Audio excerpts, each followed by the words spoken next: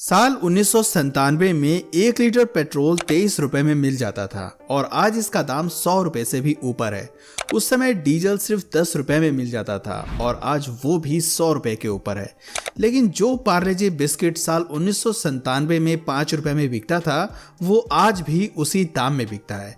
और एक सर्वे ने 2011 में इस बिस्किट को दुनिया का सबसे ज्यादा बिकने वाला बिस्किट कहा है।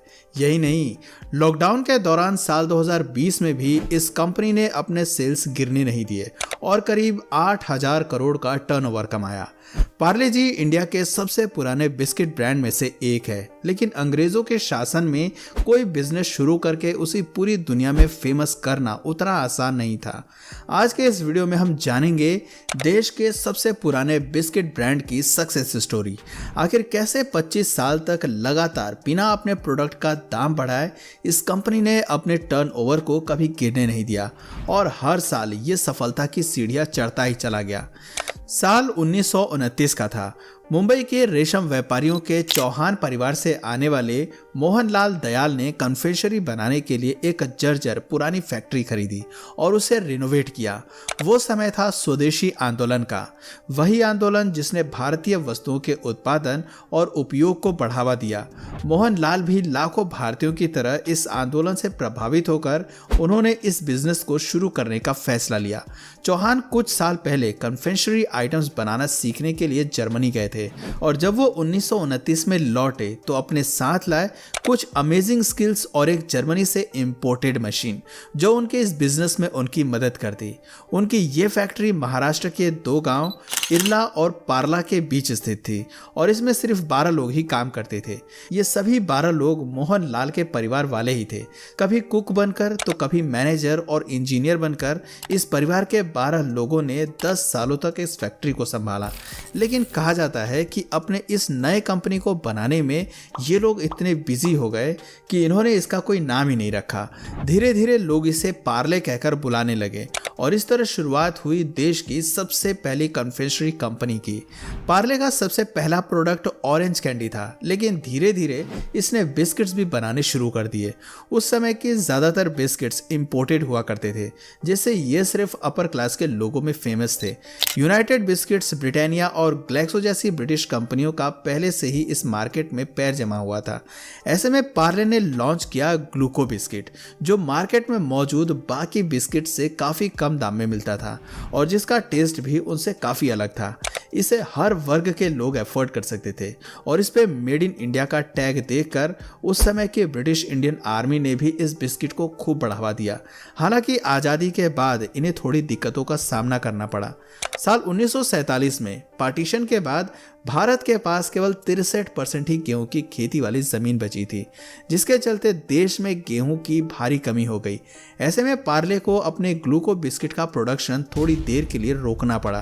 कुछ दिनों के बाद इन्होंने अपने प्रोडक्ट्स में गेहूं की जगह जौ का इस्तेमाल करना शुरू किया।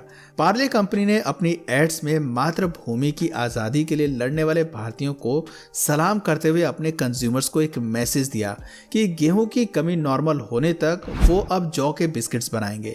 लोगों में देशभक्ति इतनी कूट कूट कर भरी थी कि उन्हें पार्ले का ये आइडिया और भी ज्यादा पसंद आया और मुश्किल परिस्थितियों में भी ग्लूको बिस्किट्स का क्रेज लोगों में बना रहा। अगले कुछ सालों तक मार्केट में पार्ले का ही बोलबाला रहा, उनका कोई कंपटीटर नहीं था। लेकिन 1960 में पार्ले प्रोडक्ट्स ने थोड़ा कंपटीशन महसूस किया जब बाजार में दूसरी कंपनियों ने अपने खुद के ग्लूकोज बिस्किट्स लॉन्च कर दिए, जैसे कि ब्रिटानिया का पहला ग्लूकोज बिस्किट ब्रांड ग्लूकॉन-डी, जिसके एड्स में खुद शोले फिल्म के गब्बर सिंह यानी एक्टर अमजद खान फीचर हुआ करते थे। पार्ले ग्लूको और ग्लूकॉन-डी के नाम से लोग कंफ्यूज होने लगे। वो दुकानदारों से सीधा सीधा ग्लूकोज बिस्किट मांगने लगे। इस कंपटीशन से लड़ने के लिए कंपनी ने 2 बड़े स्टेप्स लिए। पहला था अपनी पैकेजिंग को बदलना, दूसरा था अपने प्रोडक्ट को एक ऐसा नाम देना जिससे मार्केट में कोई और प्रोडक्ट मौजूद ही ना हो।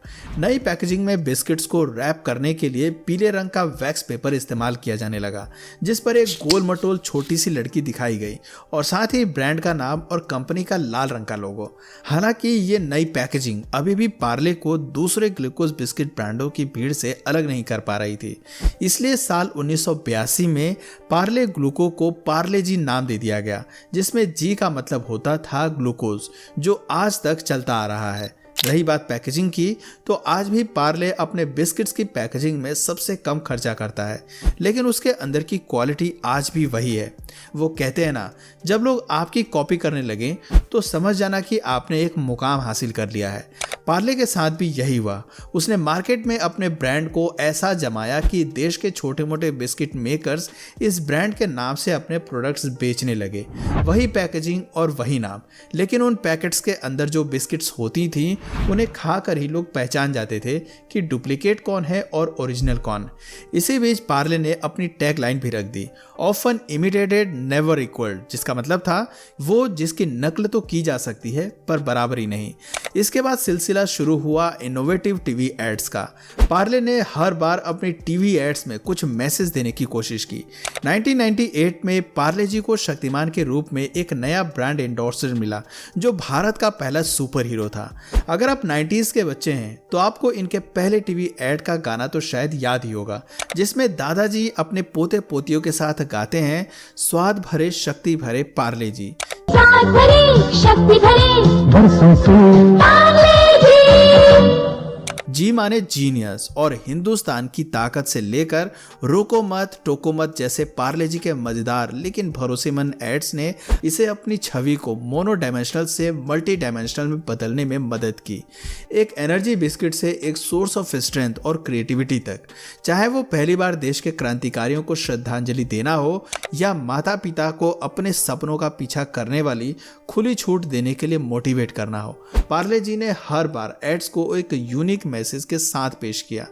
दोस्तों, साल 2011 में पार्ले जी बिस्किट दुनिया का सबसे ज़्यादा बिकने वाला बिस्किट था और आज भी पार्ले जी भारत में सबसे ज़्यादा बिकने वाला बिस्किट है। हमारे देश के बिस्किट मार्केट का लगभग 70% हिस्सा पार्ले के हाथ में है। ये समाज के हर वर्ग के लोगों द्वारा खाया जाता है। शहरी ऊंची इमारत में बैठे व्यक्ति से लेकर सबसे छोटे शहरों में रहने वाले व्यक्ति तक, ये देश का एकमात्र ऐसा ब्रांड है जो LOC के पास 100 लोगों के एक छोटे से गांव में भी मिल जाता है। आज की डेट में पार्ले जी की 7 से अधिक देशों में मैन्युफैक्चरिंग यूनिट्स हैं। US, नेपाल, नाइजीरिया, यूरोप के साथ साथ अफ्रीका के कई हिस्से हैं जहां ये पार्ले जी बिस्किट्स बेचे जाते हैं। आज भी पार्ले जी के बिस्किट्स पैकेट्स के दाम उतने ही हैं जितने आज से 30 साल पहले हुआ करते थे।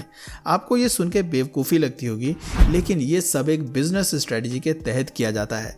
पार्ले जी बिस्किट्स को आज भी पार्ले कंपनी एक ड्राइवर प्रोडक्ट की तरह इस्तेमाल करती है।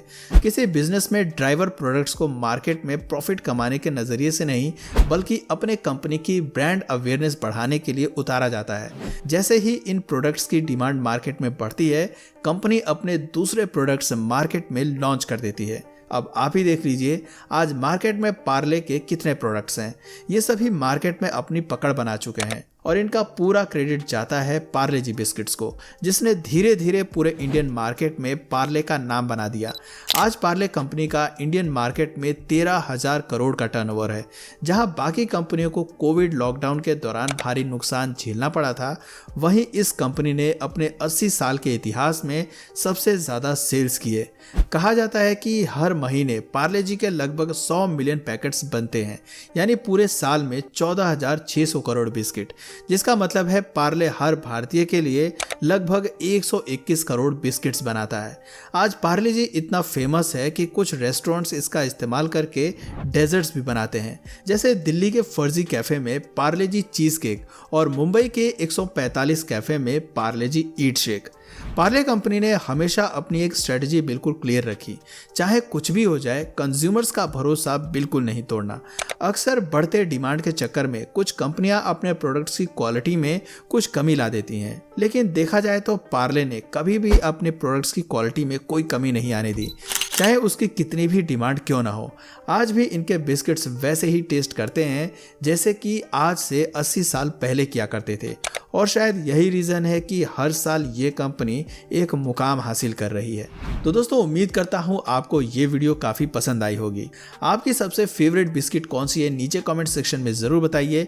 और अगर इस वीडियो से आपको कुछ नया जानने या सीखने को मिला या फिर इंटरेस्टिंग लगा तो प्लीज़ इस वीडियो को एक लाइक करके अपने फ्रेंड्स और फैमिली में से ज़रूर शेयर करें। और यदि आप इस चैनल पर नए हैं तो प्लीज़ इस चैनल को सब्सक्राइब करके बेल नोटिफिकेशन आइकन को ऑन कर लीजिए ताकि हमारे आने वाले वीडियोस आप मिस ना करें। मिलते हैं फिर किसी वीडियो में नए टॉपिक के साथ, तब तक के लिए नमस्कार।